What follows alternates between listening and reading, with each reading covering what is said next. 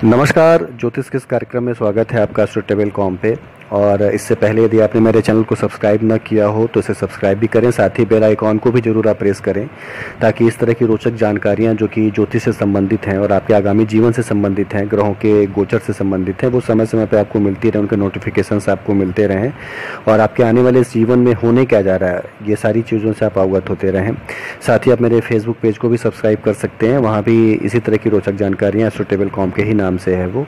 तो आइए देखते हैं कि आज की ये वीडियो किस चीज़ पर आधारित है। मुख्य रूप से देखा जाए तो कुंडली में कुछ ऐसे योग होते हैं जो कि जीवन को बदल देने की सामर्थ्य रखते हैं। इनमें कुछ योग जो होते हैं वो राजयोग कहलाते हैं और जीवन में सफलताएं देते हैं, आदमी को काफ़ी ऊंचाइयों तक लेके जाते हैं। यानी आदमी वो सारी चीज़ें पाता है जो कि उसे ज़रूरत है जीवन में उसके। लेकिन कुछ योग ऐसे होते हैं जो जीवन में असफलता भी देते हैं, समस्याओं को लेके आते हैं और व्यक्ति उस जगह पे नहीं पहुंच पाता है जहां पे उसकी इच्छा रहती है, जहां वो चाहता है कि यहां पहुंच जाए। तो उन योगों को ही दुर्योग कहते हैं या अशुभ योग कहते हैं, या दोनों कह सकते हैं आप, दुर्योग या अशुभ योग दोनों कह सकते हैं। तो आपकी कुंडली में ये योग है कि नहीं, इस पर आधारित ये वीडियो आइए देखते हैं। यदि है तो आप अपनी कुंडली देखें और उसमें समझने का प्रयास करें। उसके उपाय भी हैं, वो भी सारे बताए जाएंगे कि उपाय क्या है कि आप इन सब योगों से बचे रहें। तो वैदिक ज्योतिष में देखा जाए तो ग्रहों और नक्षत्रों के आधार पर ही अनेक प्रकार के संयोग देखने को मिलते हैं।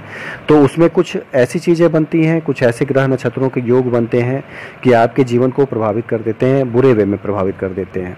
तो व्यक्ति की जो कुंडली होती है वो भी जो है बहुत ज़्यादा उसका साथ नहीं दे पाती, या कह सकते हैं कि बहुत ज़्यादा उसको ऊंचाइयों तक लेके नहीं जा पाती है। जीवन में एक नकारात्मकता बनी रहती है और व्यक्ति के जीवन में अनेक समस्याओं से पीड़ित करती रहती हैं। तो आपके जीवन में ग्रहों का क्या प्रभाव पड़ेगा समझने के लिए आइए देखते हैं और समझने का प्रयास करते हैं। बुरे योगों के बारे में एक विस्तृत जानकारी लेते हैं। तो पहला जो योग है इसमें बुरे योगों में एक है वो केमद्रुम योग। केमद्रुम योग जो होता है चंद्रमा की विशेष स्थिति के कारण निर्मित होता है। जन्म कुंडली में चंद्रमा जिस भाव में या जिस राशि में होता है उससे दूसरे और 12वें भाव में सूर्य के अतिरिक्त यदि कोई भी ग्रह न हो तो फिर ये केमद्रुम योग बन जाता है। यानी दोनों तरफ जो है कोई भी यदि ग्रह न हो चंद्रमा के तो केमद्रुम योग बन जाता है और चंद्रमा जो है वो प्रभावित हो जाता है, कह सकते हैं। चंद्रमा मन का स्वामी होता है, मस्तिष्क का स्वामी होता है, तो निश्चित रूप से आपके कार्यों को प्रभावित करता है और बहुत ही ज़्यादा अच्छे फल लेके नहीं आता है, कह सकते हैं आप। तो इससे बचने के लिए खास तौर से देखा जाए तो आप हमेशा मानसिक रूप से, ऐसे जातक जो होते हैं हमेशा मानसिक रूप से एक तरह से डिस्टर्ब रहते हैं, कह सकते हैं, या मानसिक रूप से बहुत ही प्रबल नहीं होते हैं। थोड़ी सी बाधा पड़ने पे घबरा जाना या कार्यों को अपने से खुद अकेले सोच के पूरा कर लेना, ये सारी चीज़ें लोग नहीं कर पाते हैं और मन एक भटकाव की स्थिति में रहता है। तो ये योग जो है आपकी कुंडली में और भी राजयोग हों लेकिन ये भी योग बना हुआ हो तो राजयोग पूरी तरह से फलित नहीं हो पाते हैं, ये थोड़े खराब कर देता है उन सिस्टम को सारे, कह सकते हैं। तो केंद्रुम योग वाले जातकों को उपाय क्या है कि उनको जो है पूर्णिमा के दिन व्रत रखना चाहिए। खासतौर से चंद्रमा को मजबूत करना बड़ा ही जरूरी होता है इस योग में और पूर्णिमा के दिन वो व्रत रहें, विष्णु या शिव सहस्त्र नाम स्रोत का पाठ करें, रुद्राभिषेक कराएं। खासतौर से सोमवार को आप जरूर शंकर जी के मंदिर जाएं, उनको जल चढ़ाएं। सोमवार चूंकि माना जाता है कि शंकर जी का दिन है और चंद्रमा चूंकि शंकर जी के सर में वास करता है, कहते हैं। आप अक्सर देखेंगे शंकर जी के ऊपर जो है चंद्रमा ही बैठा रहता है।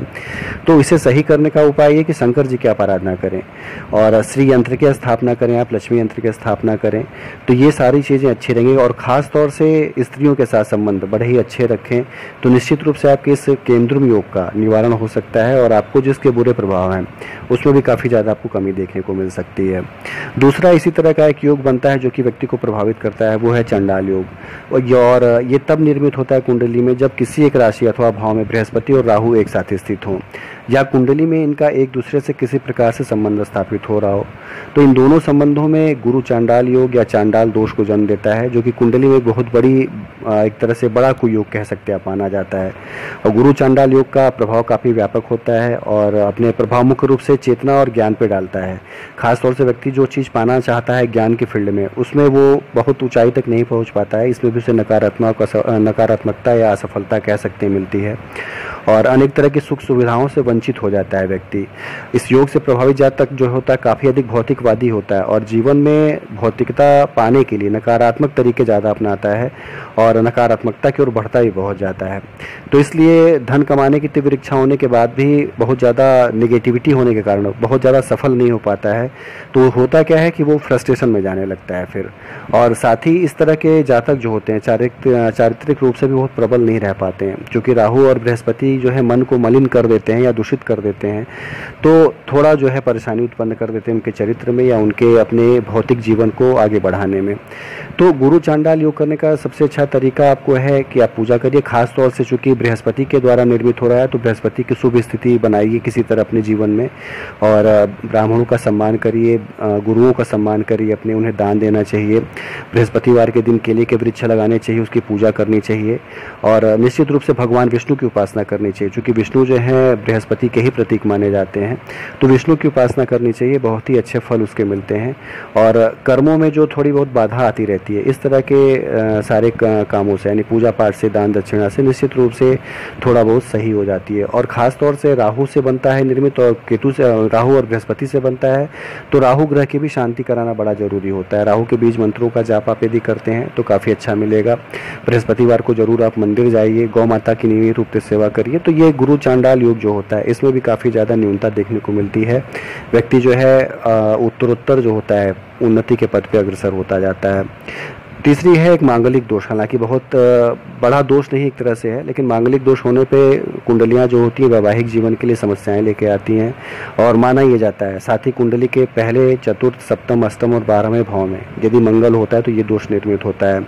तो दाम्पत्य जीवन जो होता है इससे पीड़ित अवस्था में होता है। इसीलिए कहा जाता है कि कुंडलियाँ जो हैं यदि शादी हो तो दोनों की कुंडलियाँ, वर और वधू की कुंडलियाँ मिला के ही शादी करें, कि दोनों में ये दोष हों, मंगल दोष दोनों में हो। तो ये कहा जाता है कि दोनों में मंगल दोष होने से थोड़ा जो है जीवन एक सामान्य रूप से चलता है।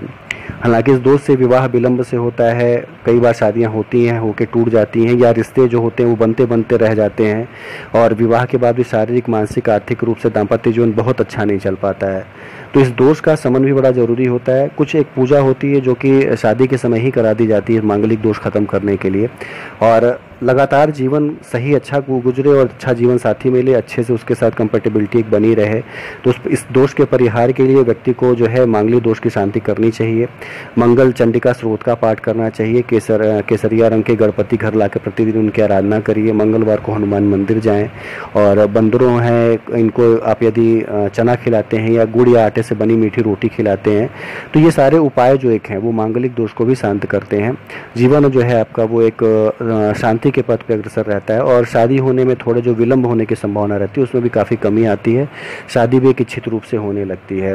साथ ही मंगला गौरी का जाप करना बड़ा ही श्रेयकर होता है, क्योंकि मंगला गौरी जो है वो कन्या की ही प्रतीक मानी जाती हैं। तो गौरी पूजन करना, मंगला गौरी की आरती करना, ये सारी चीज़ें करना मंगल दोष को काफ़ी ज़्यादा खत्म करता है, और मंगल दोष से काफ़ी ज़्यादा मुक्ति उन्हें मिल जाती है। चौथे यदि हम दोष को ले लें तो अंगारक दोष है। अंगारक दोष जो है वैदिक ज्योतिष के अनुसार अंगारक दोष का निर्माण किसी भी कुंडली में उस स्थिति में होता है जब एक ही भाव में मंगल ग्रह के साथ राहु अथवा केतु उपस्थित हो जाए। अंगारक का मतलब होता है अग्नि, यानी आपकी आग और भी तेज हो गई, आपके जीवन में अग्नि का प्रभाव जो और भी बढ़ गया, और मंगल के दृष्टि संबंध भी राहु या केतु से हो रहा हो तो भी ये एक योग बन जाता है, इस योग का निर्माण हो जाता है।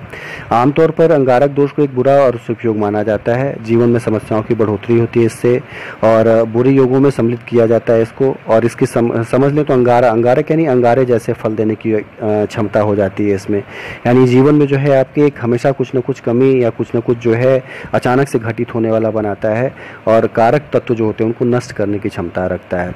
स्वभाव में परिवर्तन करना, स्वभाव में बहुत ज़्यादा गर्मी आना, गुस्से की अधिकता होना, किसी छोटी छोटी बातों पर बहुत ज़्यादा रिएक्शन दिखाना, मारपीट कर लेना, ये सारी चीज़ें अंगारक योग के ही एक तरह से निशानियाँ कही जा सकती हैं। क्रोध होना, क्रोध में दुर्घटना हो जाना, या कोई काम करके फिर पछताना, ये सब अंगारक दोष का ही एक प्रभाव कह सकते हैं। मंगल को चूंकि भाई का भी कारक कहा जाता है, इसलिए इस योग के प्रभाव से कई बार व्यक्तियों के अपने भाइयों से नहीं बनती है, भाइयों से उनकी दुश्मनी हो जाती है, या बातचीत से उनके जो है कुछ न कुछ मनमुटाव बना रहता है, दुर्घटना होने की संभावनाएं बहुत ज़्यादा बढ़ जाती हैं, और साथ ही शत्रु भी बहुत ज़्यादा परेशान करने लगते हैं इस योग के कारण। तो इस योग का एक तरह से निवारण करना बड़ा ही अच्छा माना जाएगा, और निश्चित रूप से करना भी चाहिए। तो इसके लिए जो है आप ग्रहों की शांति करिए, खास तौर से मंगल, राहु और केतु, इन ग्रहों की शांति के लिए इनके बीज मंत्रों का एक तरह से जाप जो है बड़ा ही अच्छा उपाय इसका है। मंगलवार के दिन हनुमान मंदिर में लाल रंग का झंडा लगाइए कह सकते हैं, या उनकी आराधना करिए, हनुमान चालीसा का पाठ करिए, सिंदूर चढ़ाइए उन्हें। ये सारी चीज़ें अंगारक दोष के निवारण के लिए अच्छी हैं। साथ ही माता महालक्ष्मी की पूजा करनी चाहिए, और ये पूजा तब करनी चाहिए जब चंद्रमा रोहिणी नक्षत्र में स्थित हो, यानी चंद्रमा जब अपनी उच्च राशि में हो, वृष राशि में हो, रोहिणी नक्षत्र में हो, तो ये पूजा करना और भी ज़्यादा शुभकारी होता है। साथ ही मंगलवार के दिन भगवान शिव और माता पार्वती के पुत्र कार्तिकेय की आराधना करने से भी अंगारक दोष से मुक्ति मिलती है। बजरंग बाण का नियमित पाठ आप कर सकते हैं, उससे भी आपको मुक्ति मिलेगी। तो ये कुछ उपाय हैं जो कि अंगारक दोष को कम करते हैं। और चांदी धारण करिए, यदि शरीर में आपको चांदी धारण करते हैं तो इससे भी मन में शांति बनी रहती है कह सकते हैं, और मन शांत रहता है तो थोड़ा बहुत ज़्यादा रिएक्शन करने का मन भी नहीं करता है। ये भी चीज़ें हैं। तो चांदी पहनने की भी एक सलाह दी जाती है कि ऐसे लोग जो है चांदी यदि पहने तो भी काफ़ी अच्छा उनको फ़ायदा मिल सकता है। पांचवां दोष है विष दोष, जो कि शनि और चंद्रमा के किसी भी भाव में रहने से एक साथ निर्मित होता है। युति संबंध जब भी बनेगा तो विष दोष का निर्माण होगा। चंद्रमा को अमृत के समान माना जाता है, जबकि चंद्रमा पर शनि की दृष्टि से विष योग का निर्माण हो जाता है। तो विष योग के बारे में कहा जाता है कि ऐसा जातक जीवन से निराश हो जाता है। खासतौर से बहुत से कार्य उसके ऐसे होते हैं जो रुक रुक के चलते हैं, बहुत ही तेजी के साथ आगे नहीं बढ़ पाते, या किसी काम में बाधा बहुत ज़्यादा आती है। और निराशा तब आती है जब मनोमस्तिष्क सही ढंग से साथ नहीं देता है, ज्ञान बाधित होता है। तात्पर्य यह है कि विष योग विचार शून्यता दे देता है। कुंडली के जिस भाव में निर्मित होता है उस भाव से संबंधित फलों को छीन लेता है या कम कर देता है, या उसमें जो है न्यूनता ले आ देता है, दरार ले आ देता है। तो व्यक्ति जो है बहुत ज़्यादा सफलतापूर्वक अपने कार्यों को नहीं कर पाता है कह सकते हैं। मानसिक तनाव और डिप्रेशन, चूंकि चंद्रमा और शनि दोनों ही मन पे आपके एक प्रभाव डालते हैं, तो मानसिक रूप से तनाव दिए रहना और डिप्रेशन में आदमी को रखे रहना, ये सारी चीज़ें देता है। समस्याएं जो है ढेर सारी उत्पन्न कर देता है विष योग भी। तो विष योग के उपाय के लिए चंद्रमा और शनि के जाप करनी चाहिए, और भगवान शिव का रुद्राभिषेक समय समय पर कराते रहिए। चूँकि चंद्रमा को मैंने पहले ही बताया कि भगवान शिव की ही आराधना करने से चंद्रमा जो है उसके दोषों का शमन होता है, तो उनका रुद्राभिषेक भी करना चाहिए। और अपने जन्म दिवस के अवसर पर निश्चित आप करें, ताकि जो पाप प्रभाव है उनमें निश्चित रूप से न्यूनता है। रात में दूध पीने से बचना चाहिए, दूध के कारोबार करने से बचना चाहिए, खान पान पर विशेष ध्यान देना चाहिए, ध्यान और योग का सहारा लेना चाहिए। ये सारी चीज़ें करने से जो है चंद्रमा और शनि का द्वारा बना विष योग जो है ये खत्म हो जाता है। खासतौर से सोमवार को शंकर जी के मंदिर जाकर जल चढ़ाना बहुत ही ज़्यादा फलित होता है कह सकते हैं। चंद्रमा जितना अच्छा होगा मन और मस्तिष्क उतना ही शांत रहेगा। तो ये 5 ऐसे योग थे जो कि आपके जीवन में, यदि ढेर सारी कुंडली में राजयोग भी बने हों, लेकिन ये भी योग यदि मौजूद हो तो राजयोगों का पूरा फल आपको लेने नहीं देते हैं, थोड़ा बहुत मानसिक रूप से आपको परेशान किए रहते हैं। तो इनके उपाय जो मैंने बताए उपाय भी आप कर सकते हैं।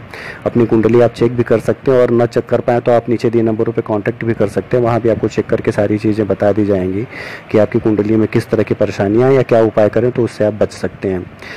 तो आपके आगामी जीवन के लिए आपको ढेर सारी शुभकामनाएं हैं। आप जरूर अपने लाइक और कमेंट करके वीडियो कैसे लगी इसको भी बताएं। साथ ही अपने क्वेश्चन जो है नीचे दिए नंबरों पे आप पूछ सकते हैं। समय के हिसाब से या समय के अनुसार जो है उसके उचित उत्तर जो है आपको दे दिए जाएंगे। धन्यवाद।